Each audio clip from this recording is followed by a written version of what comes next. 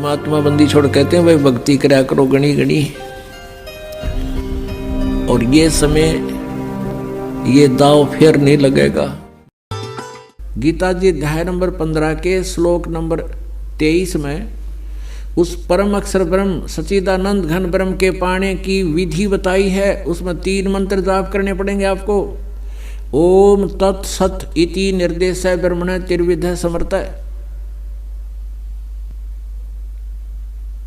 उस ब्रह्मण माने सच्चिदानंद घन ब्रह्म यानी परम अक्षर ब्रह्म को पाने का केवल 3 मंत्र के जाप का सुमरण करने का निर्देश है, नथिंग एल्स। निर्देश माने फाइनल ऑर्डर, निर्देश माने दिशा, उसका तरफ संकेत भी, निर्देश भी और आदेश दोनों होते हैं। इसके अतिरिक्त कोई मंत्र जाप नहीं करना। इन मंत्रों के अतिरिक्त 2 जाप तुम कर रहे हो, एक 3 मंत्र ये हैं और 7 मंत्र जो आपको प्रथम उसमें दिए जाते हैं, प्रथम जाप के अंदर। इनके अतिरिक्त कोई भी अन्य 2 जाप आप करते हो तो शास्त्र विधि को त्याग का मनमाना आचरण है। और उन 7 मंत्रों में से कोई एक जाप भी कहीं कोई कर रहा है तो भी शास्त्र विधि विरुद्ध है। अब जैसे एक गाड़ी है, मोटर गाड़ी है, कार गाड़ी है, उसके सभी पार्ट्स हैं और उन्हीं से मिलकर वो गाड़ी बनी है। उनमें से कोई एक पहिया निकाल ले, व्हील, और उसको लिए जा रहा, घुमा रहा है, हाथ से ही चला रहा, और वो कहे मैं भी कार लिए फिर रहा हूँ, वो मूर्ख बना रहा है, नशे में है या कति उल्लू है, उसने देखी नहीं गाड़ी कैसी होती है, या बकवादी आदमी है।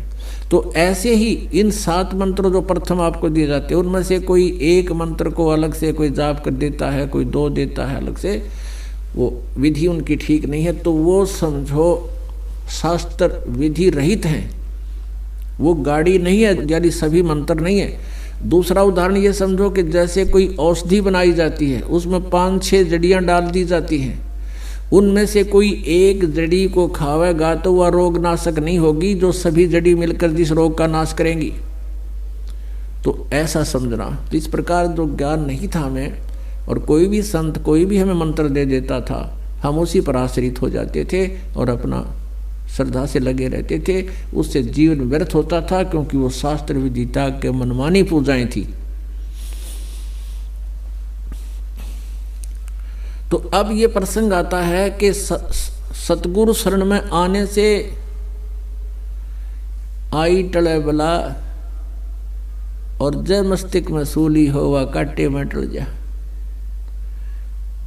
अब ऐसा ये सही मंत्र मिल जा, जैसे ओम तत् सत, ये 3 मंत्र का जाप है, इसमें ओम और तत् मिलकर, तत् ये गुप्त है, कोड वर्ड है, और सत भी गुप्त है, ये भी कोड वर्डों में है।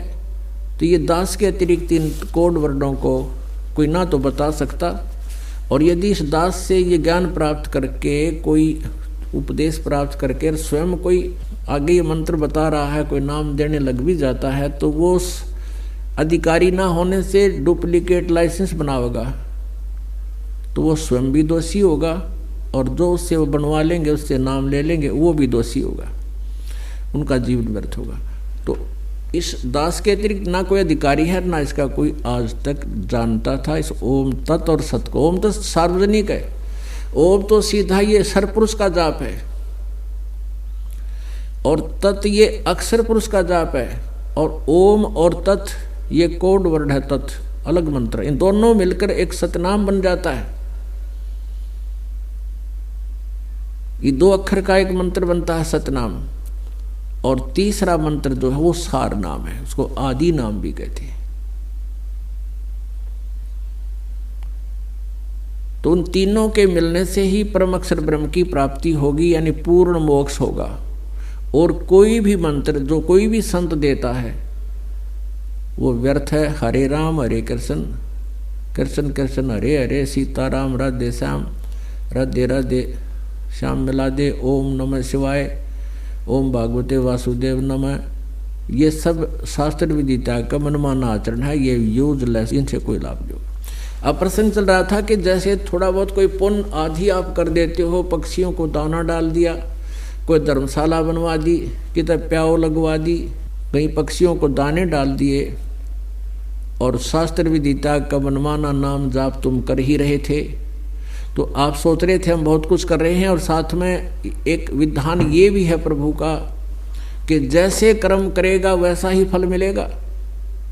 दूसरी तरफ गीता जी अध्याय नंबर 16 के श्लोक नंबर 23 और 24 में स्पष्ट कर दिया, शास्त्र विदिता का जो मनमाना आचरण करते हैं उनको न तो कोई सुख हो सकता, ना उनकी गति हो सकती, और ना ही उनको किसी प्रकार का कोई और लाभ होना, ना उनकी कोई सिद्धि प्राप्त हो सकती। तो यूजलेस हुआ। इन तीन कामों के लिए हम भक्ति करते हैं, घर में अपने जीवन में सुख हो, हमें कोई ऐसी हमारी साधनाएं सत्य हों, हमें हमारी गति हो, मोक्ष प्राप्ति हो। अब जैसे इस प्रकार के जो मनमुखी दान धर्म आपने करते रहे वो गीता अनुसार व्यर्थ हुए। और गीता जी में एक और प्रमाण है कि जैसे कर्म कोई करेगा वैसा ही फल मिलेगा। वो विधान है, उसके आधार से आपको फिर उसका क्रेडिट मिलेगा। वो कैसे मिलेगा? शास्त्र विदिता का मनमाना आचरण करते रहे, दान पुण्य भी करते रहे, वो कैसे मिलेगा? जैसे आपने देखा होगा कुत्ते, इन धनवान लोगों के घर पर पाले जाते हैं, उनका अलग से एक रूम होता है, कक्ष, और उसमें कूलर लगे होते हैं, एसी लगे होते हैं उस कुत्ते के लिए, और महीने में 3-3, 4-4 बार वेटरनरी सर्जन उनको आकर के उसकी मेडिकल जांच करता कुत्ते की। और उस कुत्ते का ड्राइवर होता है मनुष्य, गाड़ी में बैठा कर ले जाता है उसको, जो उसका मालिक कहलाता है। और मालिक की सीट पर बैठता है कुत्ता उसका, और मालिक ड्राइवर है और कुत्ता मालिक है, पीछे बैठा गाड़ी है और सैर सपट्टे करता देखता जा रहा है, खिड़की में आ गई इधर उधर से।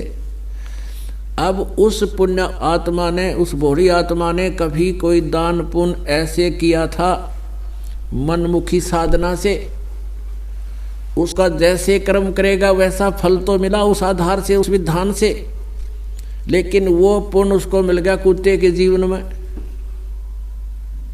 अब वो पुण्य कुत्ते के जीवन में मिल गया और उसको सारे सुख दे दिए जो आम व्यक्ति को भी उपलब्ध नहीं है, मनुष्य को भी।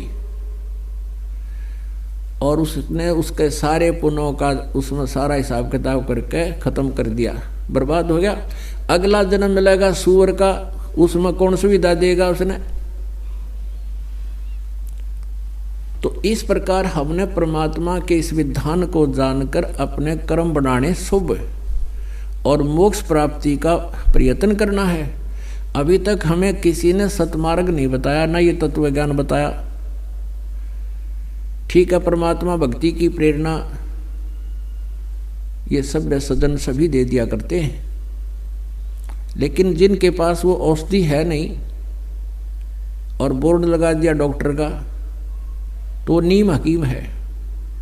तो पुण्यात्मा, अब आपको ज्ञान भी सही मिल गया और समाधान भी ओके, शास्त्र अनुकूल है जो दास आपको बताएगा। तो अब ज़्यादा देर लगाने की आवश्यकता नहीं है। जिनको नाम मिल गया वो तो अपना आनंद ले।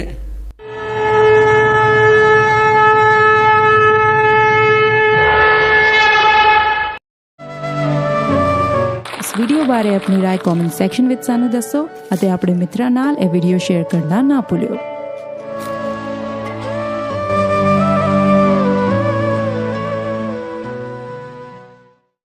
हमसे जुड़े रहने के लिए हमारे YouTube चैनल को सब्सक्राइब करें और नई वीडियो की नोटिफिकेशन के लिए बेल आइकॉन को दबाएं। अगर आप ये वीडियो Facebook पर देख रहे हैं तो लाइक जरूर करें और ज्यादा से ज्यादा शेयर करें। धन्यवाद।